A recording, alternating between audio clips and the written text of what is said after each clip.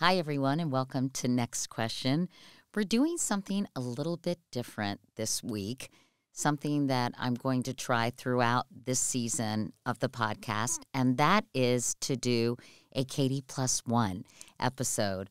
I am so lucky. I know so many great people. They're interesting, they're fun to talk to, they're special to me. And I thought, wouldn't it be fun to invite people to join me and be my little partner in crime on this podcast? So we're doing it today with my friend Kelly Rizzo. And hi, Kelly.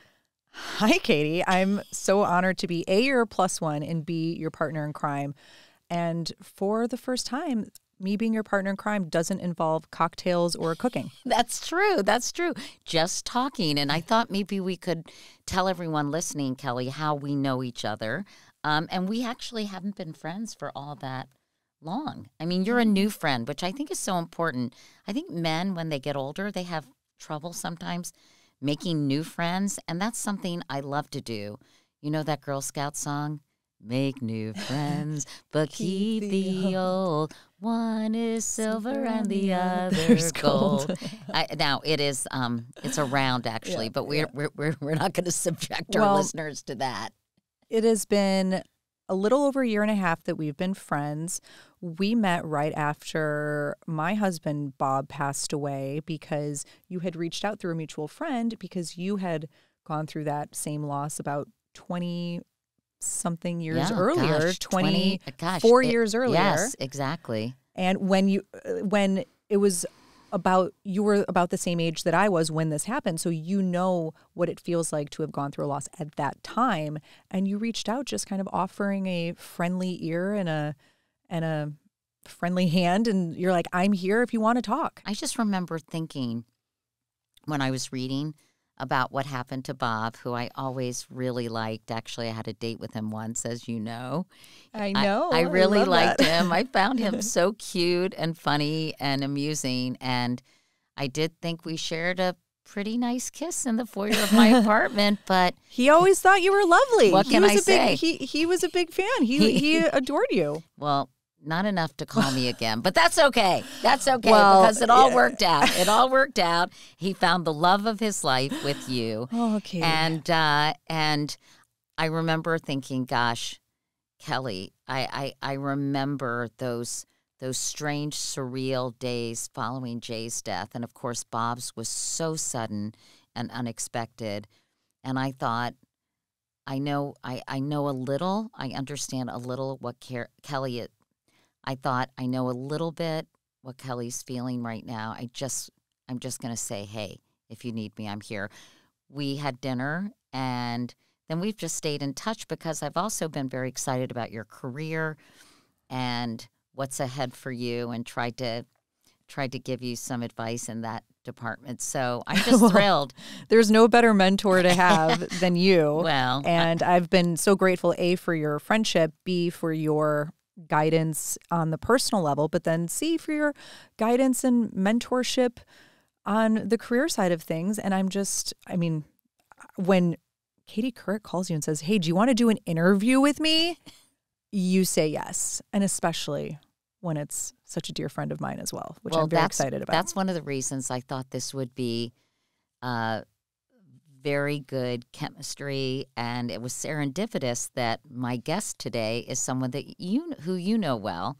I always hate when people say that instead of who for a person. Mm-hmm. People make that mistake a lot, by the way. Good and grammar, that folks. is John Stamos. Katie, if you and I went out instead of you and Bob, we'd probably still be dating. Quit it some more, John. Quit it some more. What was Bob Out thinking? of me, Coulier, Saget, you could have started with me. Well, you didn't ask John, and I don't think Did you were Bob ask available you at the out? time. Yeah, they went out on a date. He asked her out. Isn't that funny? I know that, I remember, and we talked about it. I think he was intimidated by you. Oh, He please. was not really good. I used to have to Cyrano him. Like, I would tell him what to text and what to say and what to do on these dates. And I wish maybe I should have gone back to my text and see, because I feel like I was texting him. I said, don't blow it. Act smarter on Katie. She's a very intelligent woman. She's not just beautiful. She's, be careful, Bob. and you guys kissed, right? We did, and Kelly, as Kelly knows, he was a good kisser. Oh, I know too. I mean, not just Kelly. I mean, to be honest, John, Yeah. John, you guys had some cuddles that you've cuddled on camera and off probably, and you guys you even joke in your book that you've shared a bed with him on multiple occasions. We were like an old married couple. We didn't have sex and we argued all the time. That's funny, John. That is well, I learned from Bob.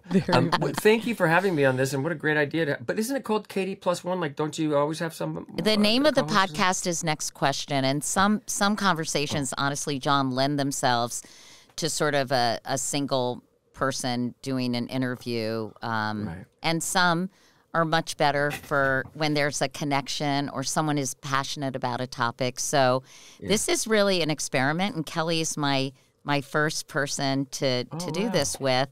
And anyway, when I was going to be in LA visiting my daughter, and I know you both live in LA, I thought, wow, this will be a great opportunity because I'm excited to talk to you about your book and your life. And I know what a big deal this is, John, because I wrote a memoir that came out, now about 2 years ago. I can't believe it. And it was a very stressful, time, because you do open up your heart and kind of spill your guts on the page, and it's scary, right? Right. It was the last thing on my mind. I never thought about writing a book. It wasn't a goal of mine. I didn't think I could do it. Certainly in my juvenile thinking, I thought, well, all people would care about is, talking about who I slept with, and I'm not going to say that because not that many anyway. But so I'm never going to write a book, and I'd never I just didn't think it was something that I would ever do. And then, I became a father, and that kind of, was maybe, people were asking, but I don't know. Then Bob died, and I sat down to write that obituary type thing in the LA Times, and I just kind of poured out of me, and I think the agents saw that and they said, "Oh, hey, you should write a book." I'm like, "No, yes, there's very good writing in that," and I still said no for a long time, and I just couldn't figure out. I didn't want to. I didn't think I could, and I didn't know how. I didn't know where to start, and then I remembered my mom's letters that she wrote me, and she wrote these beautiful notes that we've kept over the years, and I kind of put them together. I said, okay, this is a good starting point. And but then, I wanted to write a love letter to all the people that have been so beautiful in my life. Certainly Bob. I mean, Bob is a through line through the whole. I start with. I decided to write I don't know where you started in your book, but I started with the two hardest things that I could write about. One was this horrific day. I was going to meet Bob at the Palm, and I got a DUI, and it was the lowest point in my life. And my 5 stages of grief then were, sex and more booze, and it was terrible. And then the second chapter that I wrote was the final one, the day I found out that Bob died, and I sort of go through it pretty meticulously, right, Kelly? And then my 5 stages of grief there were therapy and family and health, and then I just had to fill in the rest of it. But Bob was certainly, I don't know. It was interesting. I was just thinking, I don't know if I would have wrote this. Because a lot of times when I was writing about Bob, I was like, "Ooh, what would he, if he was alive? Would he?" I don't think I would have written this book if he was still around. Wow. But I mean, clearly, I think a life event like that has such a profound impact and reminds you of your mortality. Yeah, and right. You lost your husband. How long? Sorry. How someone passed away? Oh, yes, my husband. My husband passed away. How long ago was that? It was in 1998, believe it or not. So it has been, 25 years now, right? And what does that feel like? Is it like the more time that goes by, the less you feel, and that feels shitty too, right? Right. It does, actually. Yeah. But, I mean, Kelly and I had a long conversation about that for her podcast. And, I think... I always think if something were to happen to me, I wouldn't want the people I left behind. I'd want them to be sad for a little while. I'd want them to be very, very, very sad. But I wouldn't want that sadness to overcome them and be a through line through the rest of their lives. As much as, I'd want them to think about me. But you want You want people to be as joyful and feel good. You don't want people to feel terrible. And Kelly's very much that attitude. Kelly, you started to feel sort of good and have a nice half a day, and then you felt guilty. That Bob would be mad. He would be mad, but at this point, you can. Well, that's what I'm saying, John. Like, you know better than anybody. I've had to differentiate between earthly Bob and heavenly Bob. Mm-hmm. Heavenly Bob, of course, would want me to be happy and would want me to enjoy life and to move maybe forward. Meet someone. Right. And but earthly Bob, absolutely not. Earthly Bob would be like, how dare you? How could you?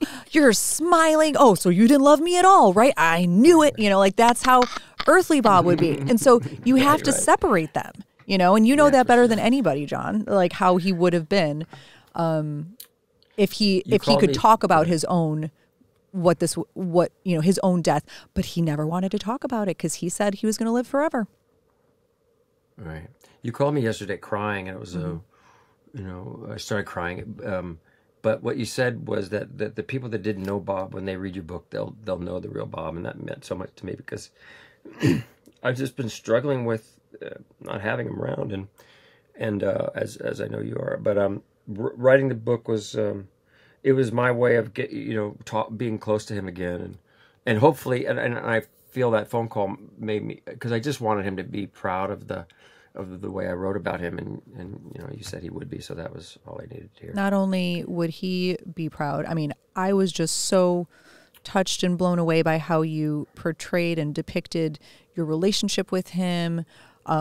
You said things about me in there that like I didn't even know or that I had forgotten, and there were so like many parts of this book that, I mean, even myself as your friend, somebody who knows you very well, like I didn't know. And it's such... Like what? John asked. Oh my gosh. Just even stories about Bob, because keep in mind, I had only heard Bob's perspective on a lot of things. And, and we'll get to this, but your relationship with him, even when you guys first started doing Full House together, I knew that you guys weren't besties from day one, but I only heard Bob's side of the story. So it was very interesting to get your side of the story. Yeah, it was, the two hardest, I thought that writing the chapter about Bob or the opening chapter was going to be the hardest. The hardest two chapters really that I wrote were the Full House ones, because I didn't, I know how important the show was to people, and people ask. Oh, Jeff Franklin was over here the other day, and he's writing a book, and he was asking me, like, when did I come to terms with the fact that, Full House, and when did I like it? When did I accept it? And the truth is, not until really, honestly, to myself, until I wrote this book, until I put down on paper what that show meant to people, how much it influenced life, and how it was everybody's family. It wasn't just the latchkey kid coming home. It was her family, and the widower who turns it up a little louder. It was his family, and it's become the new normal, unconventional family. And the central character on that show was love, and it was representing the best of who we could be. And the critics used to just drive me nuts, and I finally just let all that go writing this book and said, this show wasn't meant for you guys. You're not smarter than me. I get it. It was facile at times. It was silly. It was big. But what you missed is right under that. When it gave you a chance the brain goes to the side and lets the heart feel. And that's what you intellectual dummies didn't get, that I got, and the rest of the world got too. So we weren't making it for you. But just digging at it, writing it down, and then talking about the relationship with Bob. I mean, it did start off rough. I came from, a sitcom with Jack Klugman, who was, one of the great television actors, and Gary Marshall was on that show, and all these brilliant comics. And every scene that we approached was from story and character and why I would say this. And that's the way I went into Full House. Well, it was a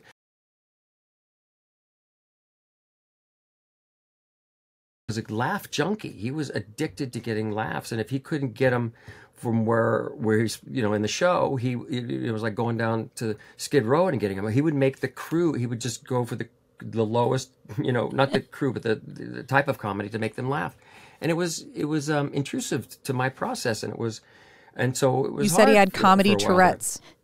He had comedy Tourette's. He needed it. So, and then just trying to figure out, like, when did we click? And it really wasn't until his sister got scleroderma and Dave's sister had a terrible cancer. Then they found a brain tumor in my sister. So the three of us were not just sitcom guys that working together. We were three brothers that were losing their sisters, and that's when we really, I think, connected. That must have been incredibly, gosh, I mean, obviously, I know Bob's story well about his sister, and I've gone to events for the Scleroderma Foundation. But for Dave to have his sister sick and you, John, I know she was later diagnosed with MS, and it didn't turn out to be a brain tumor after all. But to have those life and death situations, that must have been an incredibly bonding experience for the three of you. And was that the moment everything changed? I think so. It sort of just said, what are we doing? Let's put aside our petty bullshit. Let's learn from each other. I'll come a little closer to your process. You come to mine.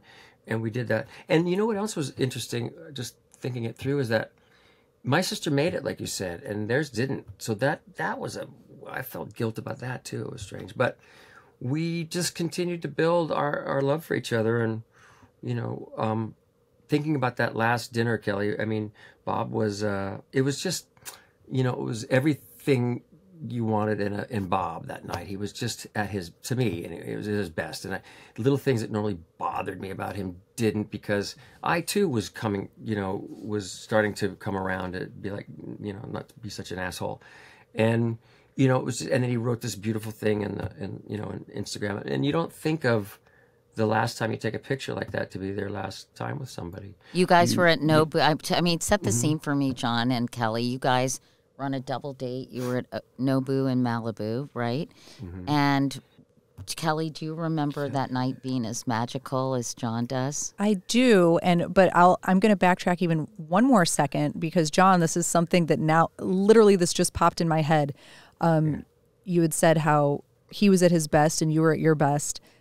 But I'm thinking back to even maybe just like a month before that is when you guys, remember you had that work trip, I think, to Florida, and you guys were bickering like the old married couple the whole time. And I remember Bob came home and he was like, oh, we were driving each other nuts, and John was mean to me, and then I'm sure I was mean to him. And, you guys were bickering.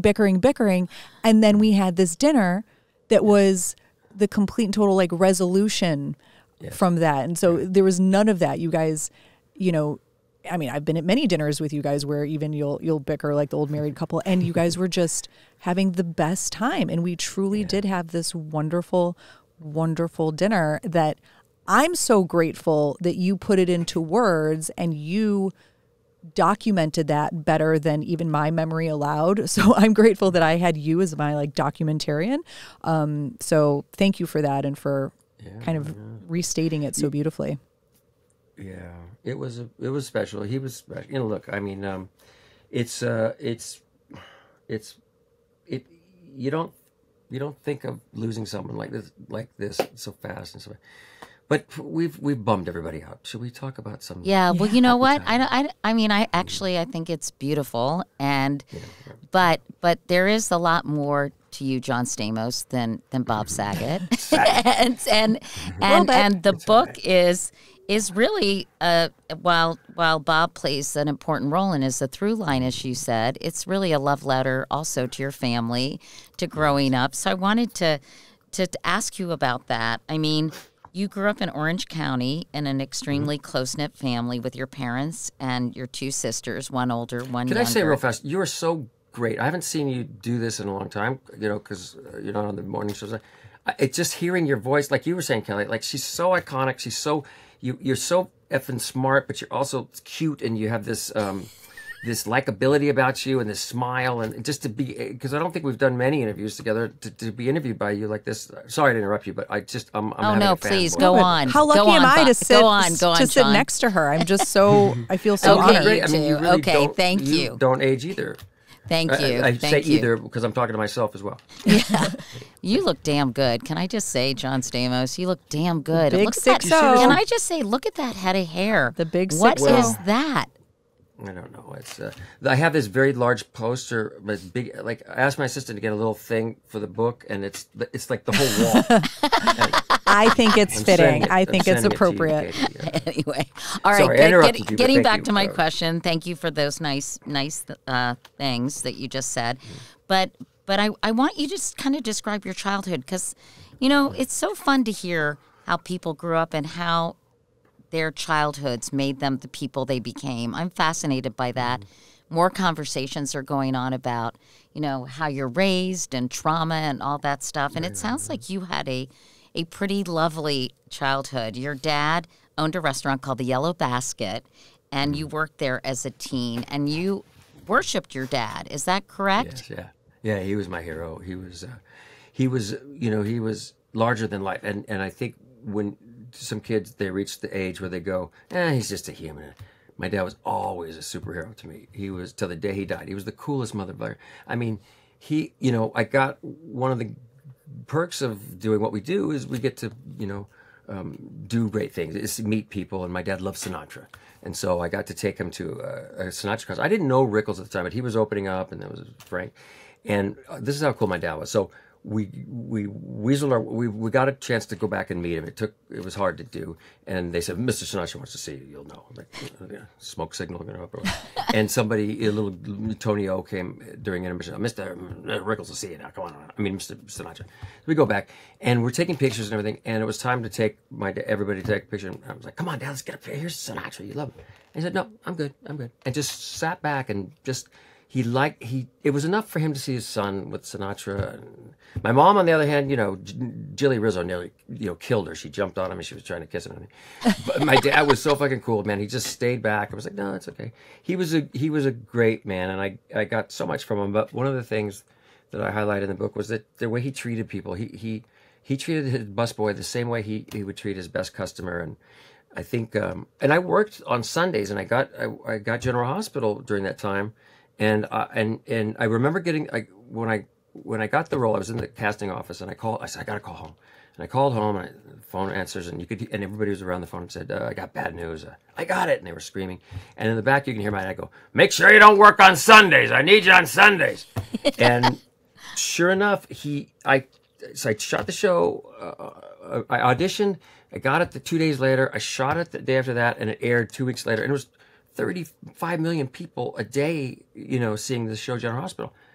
And I would still have to go to work on Sunday to be my dad's Sunday guy, you know, and people started coming in and recognizing me. I said, Dad, I'm famous. Can I quit?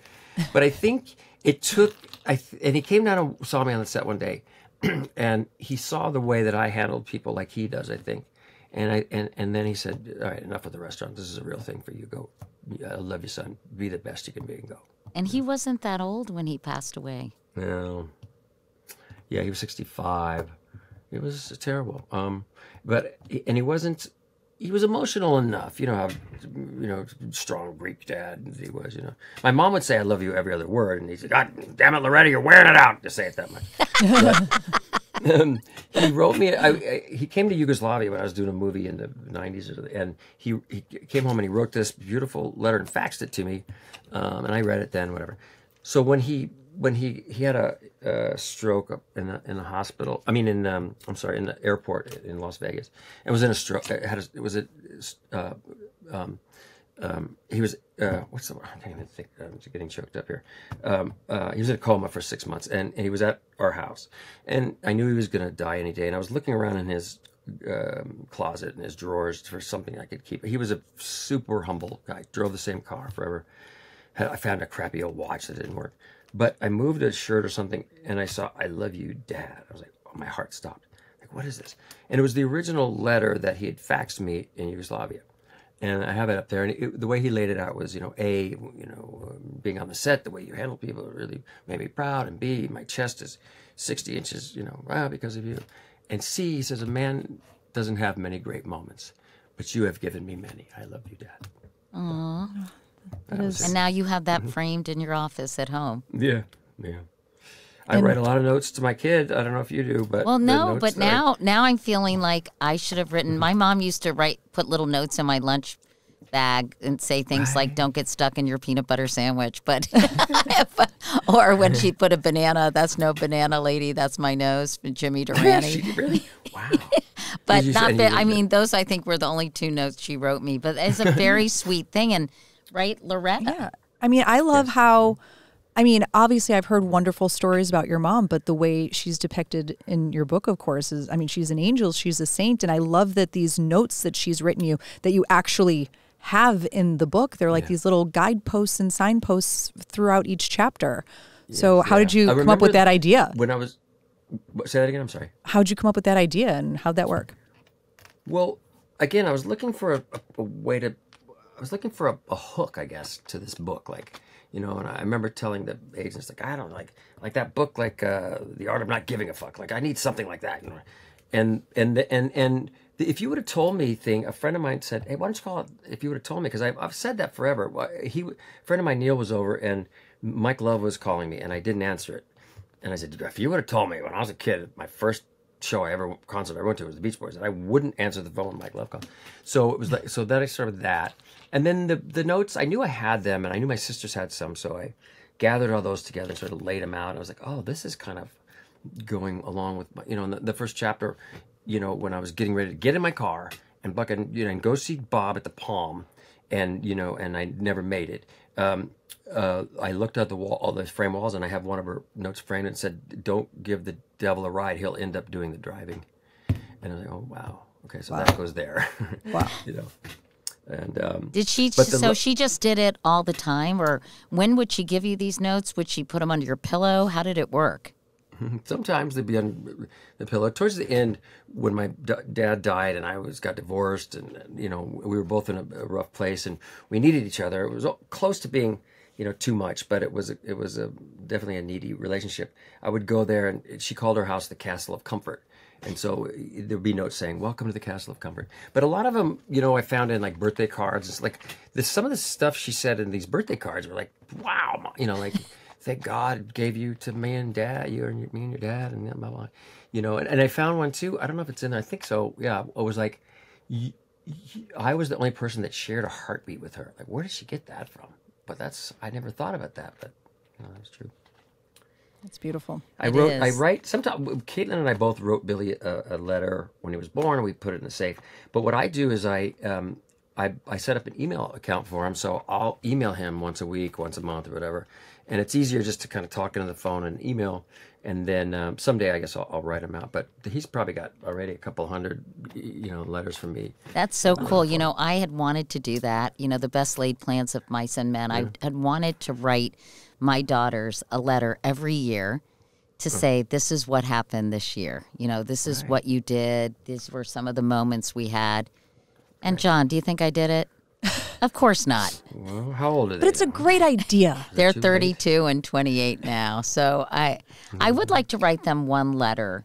Just, you know, my book was kind of my letter to my girls. There you go. You know? And I kind of put it all out, and my life lessons and that's actually one of the reasons I wanted to write my book. I wanted to record something, not necessarily for strangers, but for my daughters, you know, that would memorialize my life. And I think legacy, this is something great for your son, you know? Yeah, I think so. You know, he's a little shit today. He slept with us. He slept with me. Caitlin was gone for a couple of nights, so he'd crawl into bed with me. And it was yesterday, and I wake up and his, like, you know, his little face is right up next to my nose, right next. And he said, "Dad," I go, "Yeah." He goes, "You smell like the bathroom at my school with your breath." "Oh, thank you, son." You know, thanks, Billy. Thank you, Billy. Well, he's so funny, and his humor is a lot closer to Bob's than mine. And that's, you know, sometimes I really get bummed out when that Bob doesn't, because he said, so, "Dad, if you have to pee and you hold it longer, the pee nest goes away," or something like that. I said, that's something that the Bob would have talked about. That is very close to a Bob joke that we know about. Right? Yeah. He likes potty humor. I walked by, and a couple weeks after Bob passed away, and he was the nanny was showing him Full House, and most of the time he watches it just to get enough ammo to make fun of me, you know, to goof on me, and little start like, "Billy, go clean up your toys." "You got it, dude." You know, but this particular show. How old is he now?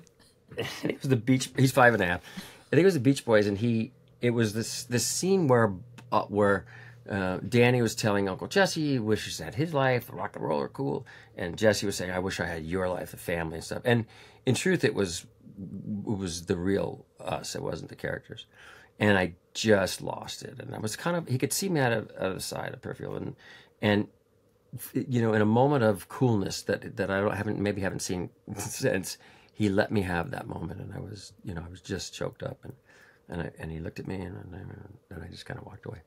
But so sometimes he can be cool. He's the light of my life. He's so cute. He's so cute. He's like a little mini John. He's a handsome kid. I stalk you guys on Instagram. Oh. It's so weird. I try right? to teach him. We try to teach. I'm trying to, because now it's like, a lot of people do. Oh, you're cute. You're trying.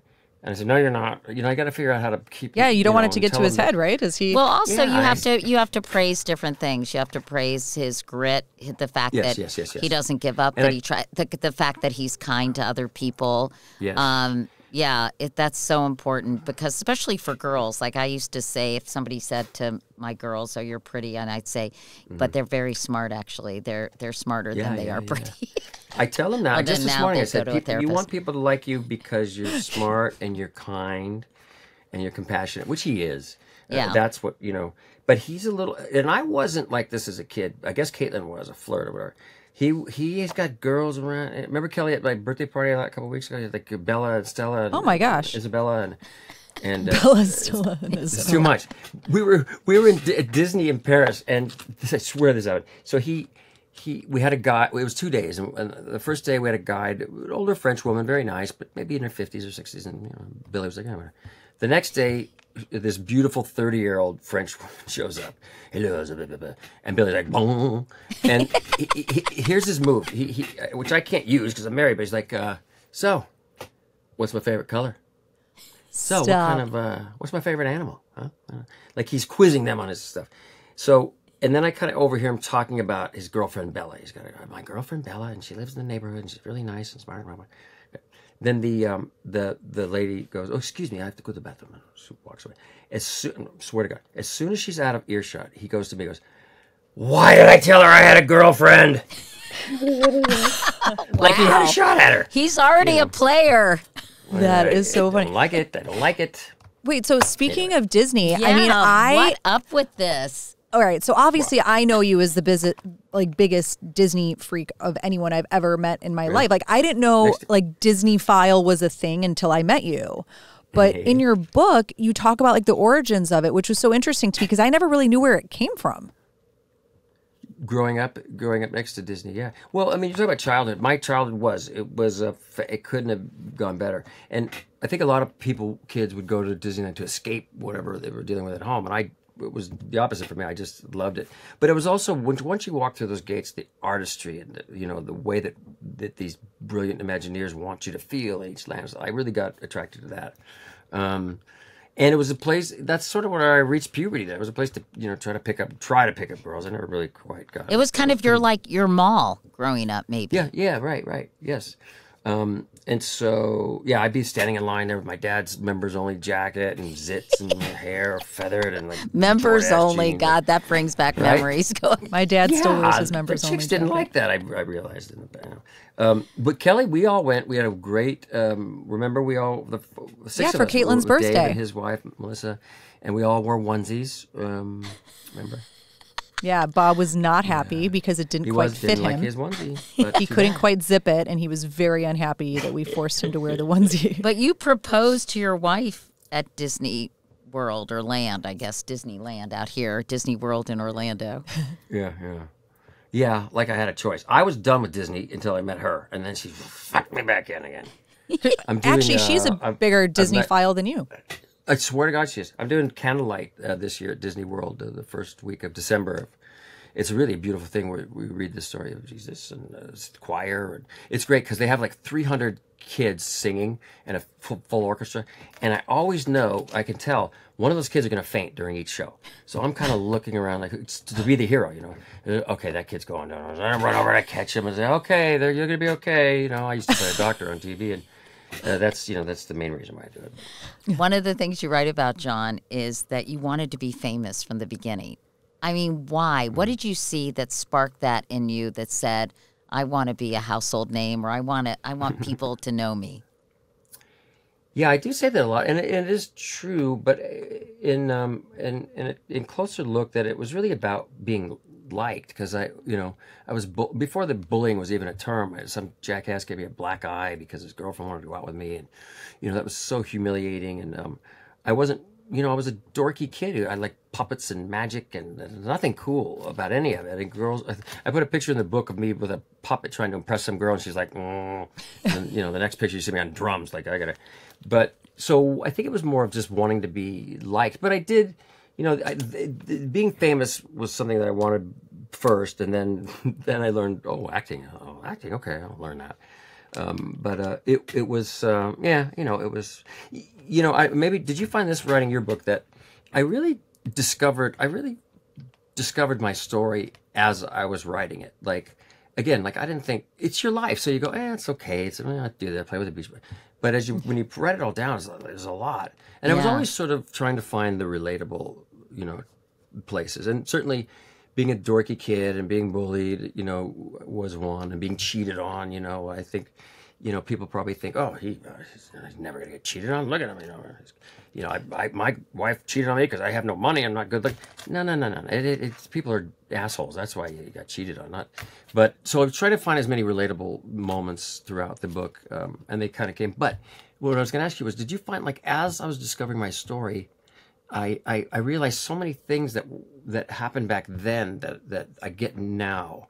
It was in the middle of a lot of cultural, being on General Hospital, and the storylines between the black actors and the white actors was so different, and they had to get their hair done in another place. And look back and say, wait a minute, that's segregation. Now, we're dealing with homophobia in the theater, inequality in the workplace for women. My dad, it was so great to write about my dad. He never held, my mom wanted to be a housewife, and she was great. And my dad never held that over. He never said, I'm the one who make the money, you don't.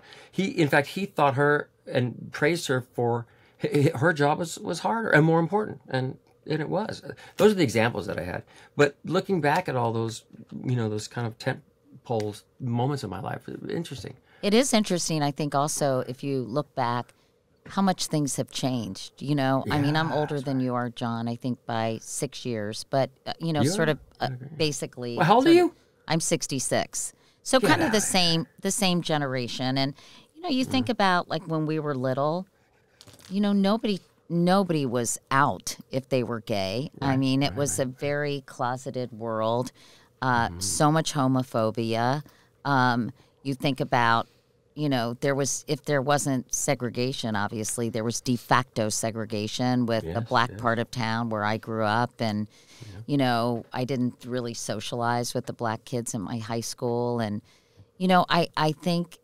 And women, obviously, the role of women and the aspirations you could have as a young woman. My mom was a housewife as well, but, and my dad never, lauded that over her, but she just didn't have that many choices. There weren't that many opportunities for my mom to have a life outside the home in a very tangible way. So sometimes when I was writing my book, I would be like, wow, we have really evolved as a culture. Obviously, we have a long way to go. It's not like we've eradicated sexism or racism or all the isms that haunt us as a society. But the progress that has been made, it is the changes in attitudes. It's it's something to behold.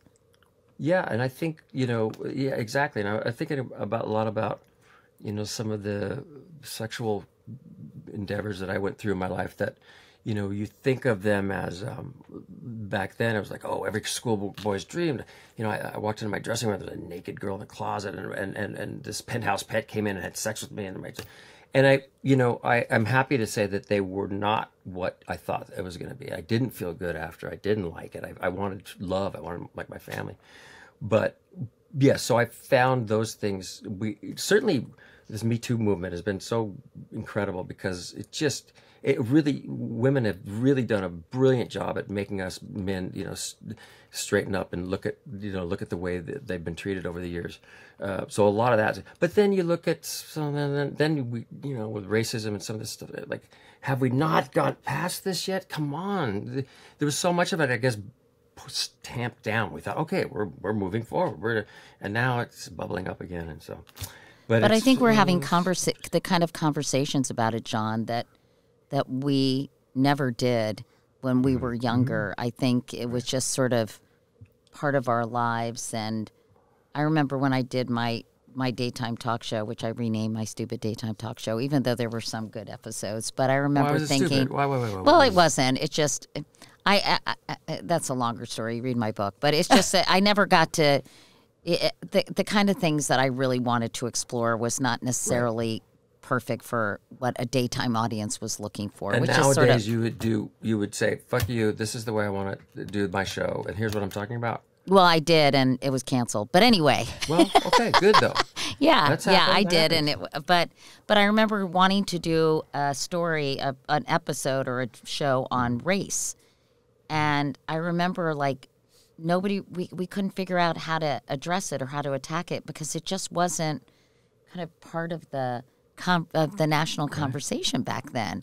So in a way, we've had so many growing pains talking about systemic racism and even sexism, but at least they're being talked about, if not solved, right? Anyway. Yeah, then there's some culpability. There's some people that are having to, it's interesting. The publisher kept saying, oh, "Where's Lori? We want to talk about the college scandal. You got to write about that." I said, "No, I don't." And I talked to Lori about it. She says, "Yeah, go ahead. We're trying to say anything you want. You can defend me." I said, "You sure?" Yeah. And I sort of wrote it out. I said, "No, this is not. I didn't like it." And then so it was nothing there. And then I said, "It does feel like there's something missing." And I went back and I just wrote about the way, from my point of view, the way she went through it. Everybody makes mistakes, big and small. And by the way, like the last person you'd think on Full House that would go to jail, first would be me, probably Jody, or both of us together. But the way she, it was a study in resilience, and the way she got up every day and took care of her family and took care of her marriage. I mean, I would have crumbled way before she did. So that was interesting to be able to just write about her and She have is that so conversation. strong. She is so strong. Not picking sides. Yeah. What's that? She is so strong. Just her attitude and are. outlook on everything, for what she went through to, just have such a positive, just a smile on her face and a positive outlook on things. It's really remarkable. But that must have been mortifying and horrifying for her to go through. And people are, I mean, I'm not saying what she did was right, but people are so cruel and so righteous and judgmental.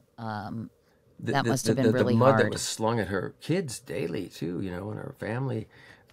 But she, I mean, it was the way that she handled it, and she was accountable. She did everything she was supposed to do: go to jail, do this, and a lot of people don't know that during that time she was going and helping kids in schools and underprivileged kids and bringing food to. Anyway, she's a saint, and she made a big mistake.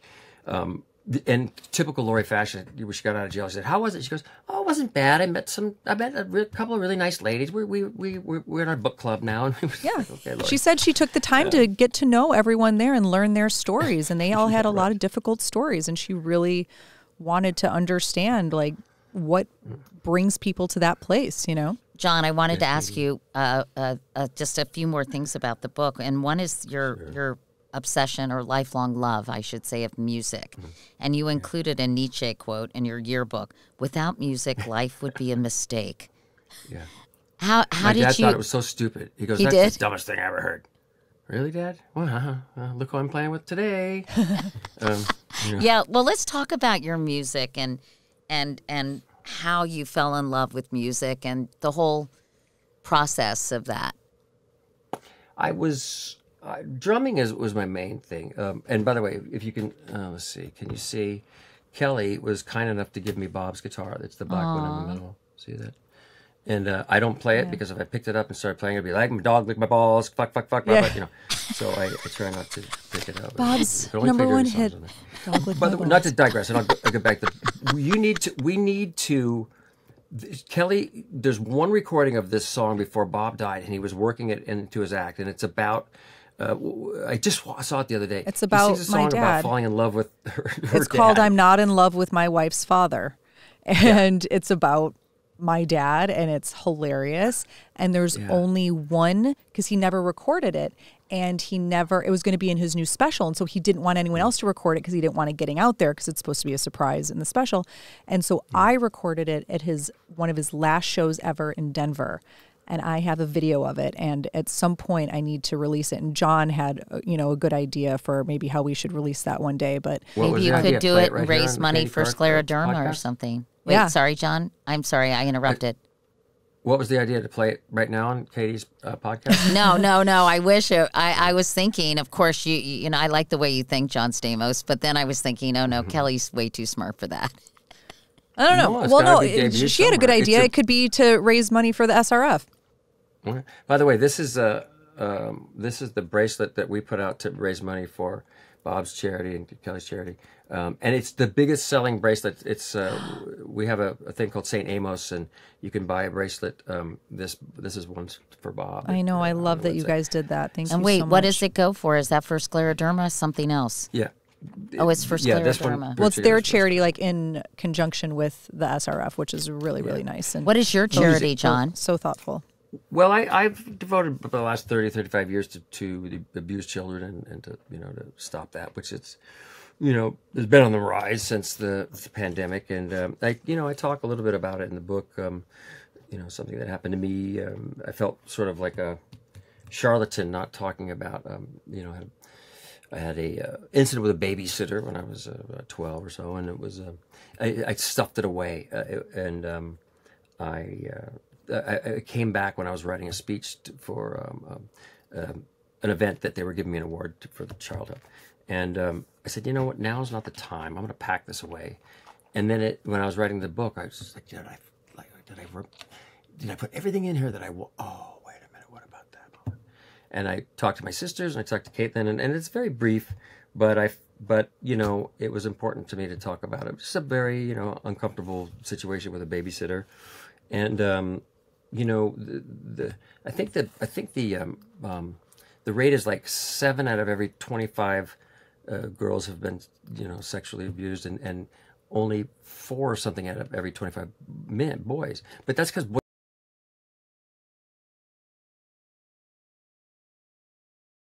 it's amazing the numbers. I mean, the numbers are really amazing, aren't they? When you think about it, how prevalent it is, and what a hidden dark secret is for so many people, and how much it shapes them going forward with their view of themselves and the way they look at others and relationships and all that. Yeah, that's why I thought it was important. And we have a 1-800 number, 1-800-4A-CHILD, and that's one of the reasons why I mentioned in the book too, so I could talk about that, because if you if you feel like there's abuse going on, you can call. The other thing is, like, we talk to, if you're a parent and you're stressed and you're thinking about getting angry at your kids, you can call that number too. So that was important. Yeah. Let's talk. Music. Wait, let's go back to music, because I feel like you didn't really tell me about that, because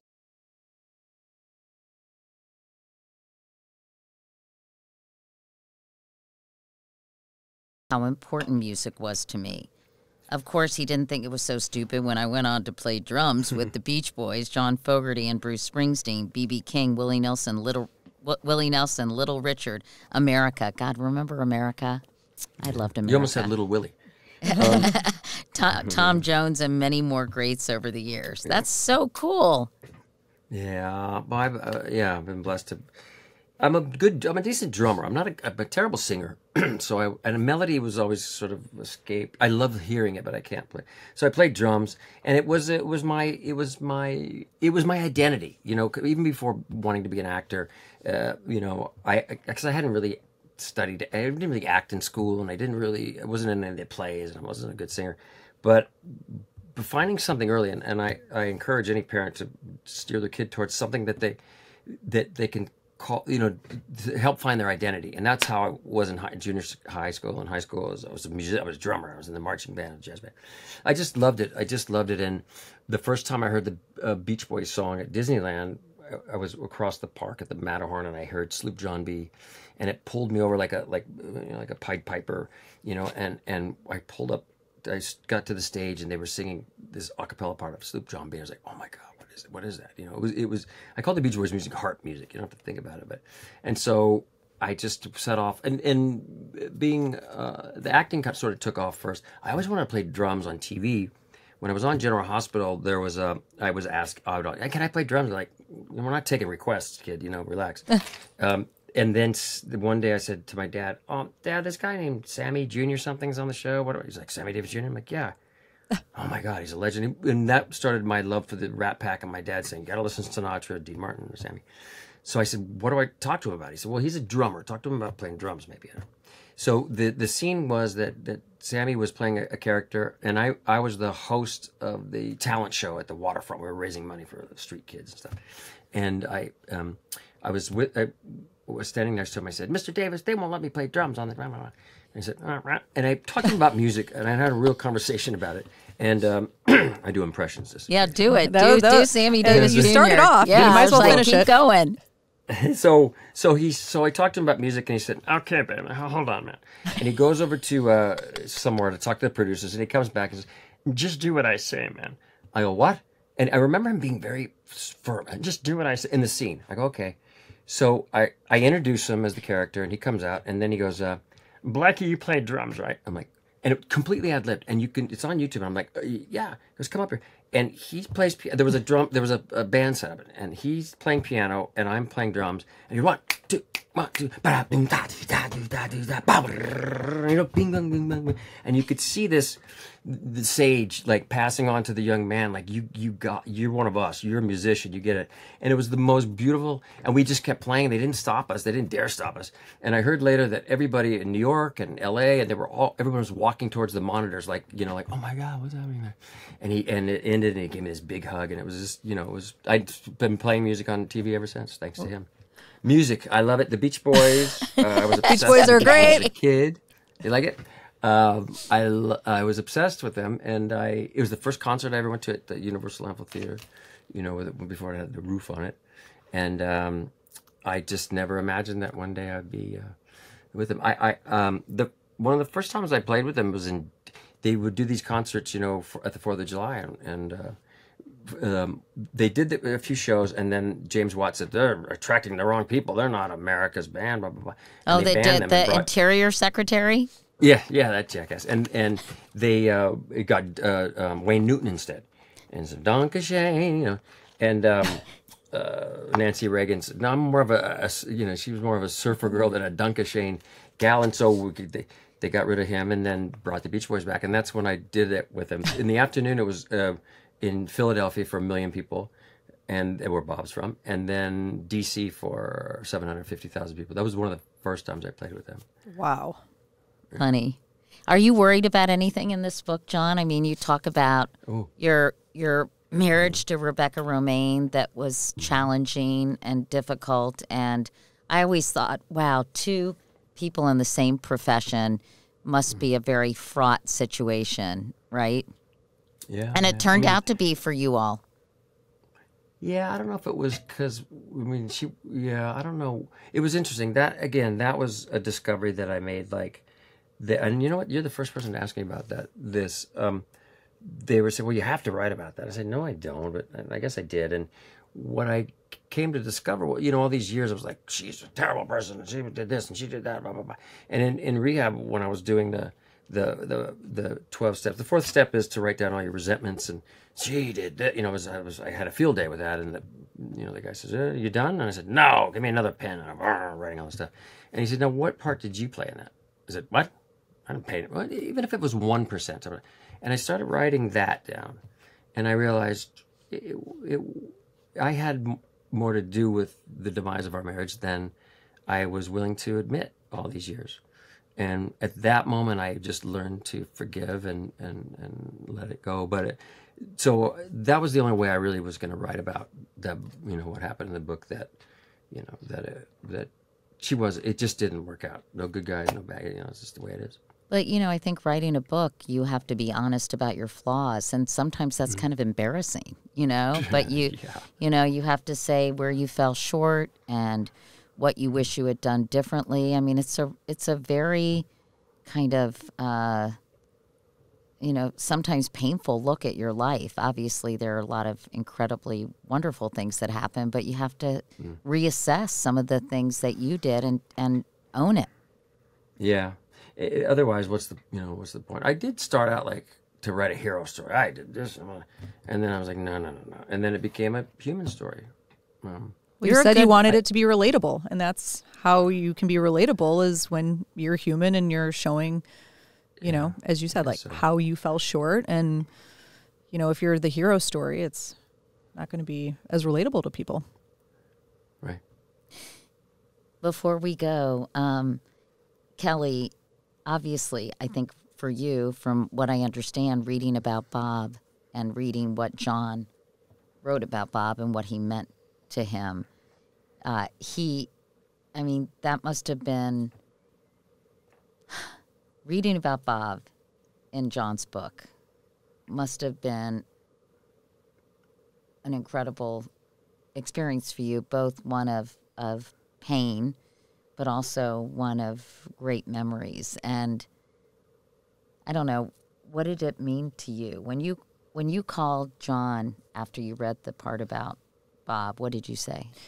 Yeah, well, I wanted John to know, in case we didn't have as much time to discuss it today, like just to hear from me how much it meant to me, not only as Bob's wife and as John's friend, but also just as somebody in the public who's going to read this, how they're going to see Bob and see how he was portrayed as a person, as a friend, because, you write about even parts of our relationship, or mine and Bob's, as a husband, as a friend, as a brother, which you had said that you guys had always you wanted brothers. And so you guys finally did become that to each other after, wasn't right away, took a few years.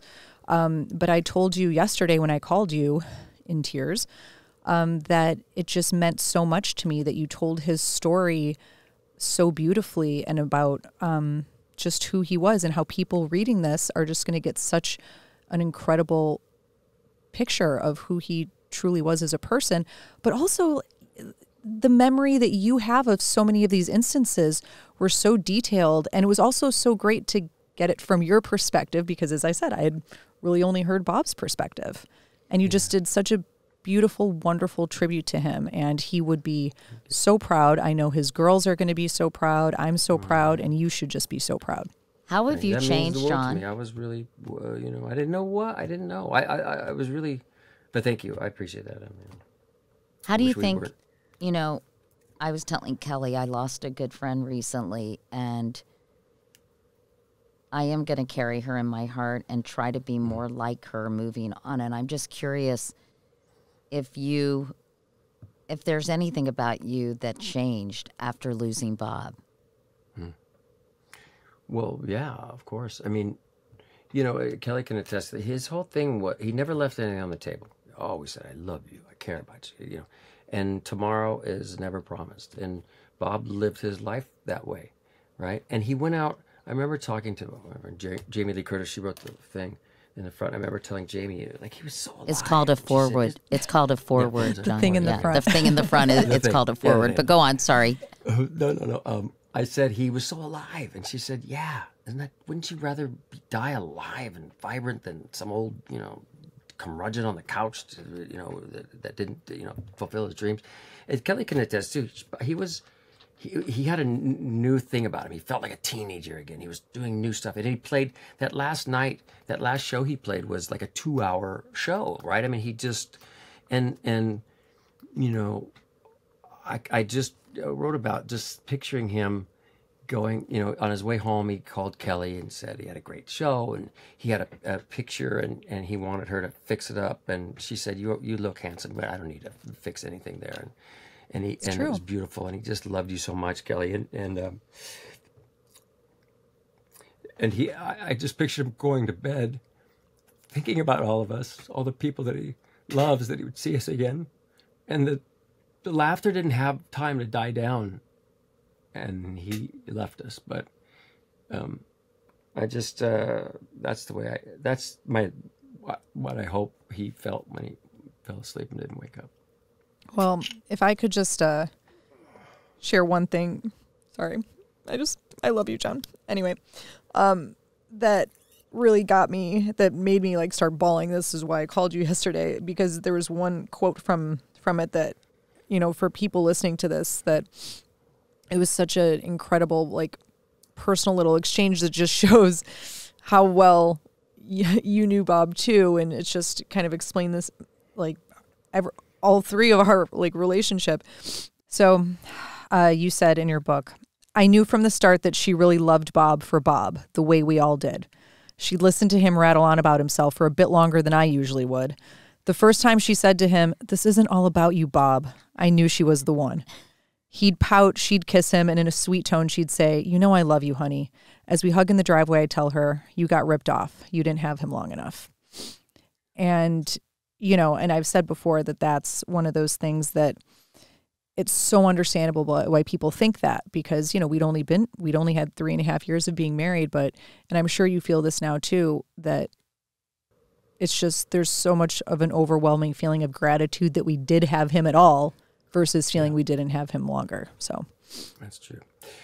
We're all better off because of him, and you know, we have to really take his thing and just live each moment for the most. And as you said, leave nothing unsaid. Maybe that's a good lesson from Bob. You know, tell people in your life regularly what they mean to you.